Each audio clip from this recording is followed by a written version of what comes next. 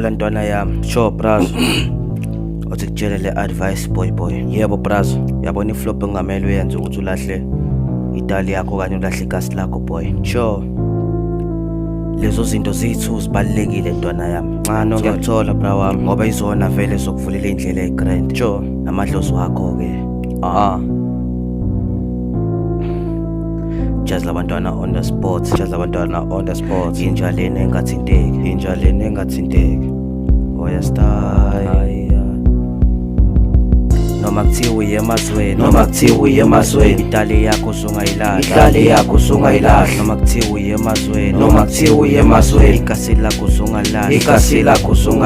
Noma kuthiwa uye emazweni, itali yakho sungayilahla. Noma kuthiwa uye emazweni, ikasi lakho sungalahle. Ntwana yami ngiyazi usuhamba amazwe amaningi, kodwa kuye emazweni akusho ukuthi itali yakho kumele uyilahle, ngoba mawulahla ubuwena bakho izinto zakho vele ngeke zikuhambele kahle. Amasiko akho kumele uwagcine futhi uqhubeke uwahloniphe, ngoba mawuwenza njalo izindlela zakho zonke zokhanya. Sure, wena mfana ungabi ne-pride, ngoba uzowa kabuhlungu phansi. Mina anginandaba nokuthi wazi isibhunu noma kuthiwa uyasazi amasiko akho ungawalahli, ngoba iwona kuphela abalulekile kunawo wonke amasiko. Iba umZulu wangampela, ungabi umlungu omnyama ngoba uzolimala ntwana yami. Sure. Noma kuthiwa uye emazweni, itali yakho sungayilahla. Noma kuthiwa uye emazweni, ikasi lakho sungalahle. Noma kuthiwa uye emazweni, itali yakho sungayilahla.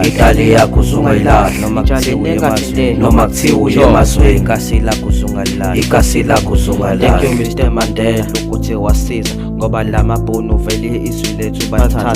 Thank you very much ukuthi wena vele wabakhona, walela izwe lethu ukuthi vele libe right, ngoba thina abantu abamnyama besingenawo ama-right ukuthi vele singene endaweni zabelungu. Kodwa wena uthe mawufika waboshelwa thina waya ejele. Mina bengeke ngikwazi ukuboshelwa abantu, inkinga ukuthi abantu banesidina, kodwa wena wakhona ukuthi ube leader. For that Mr. Mandela, thank you very much. Ukube wawungekho bengeke kube grand, ukube wawungekho bekuzoqhubeka i-apartheid. Thank you very much ukuthi wena wabakhona, for wena forever man. Ngithi nje salute.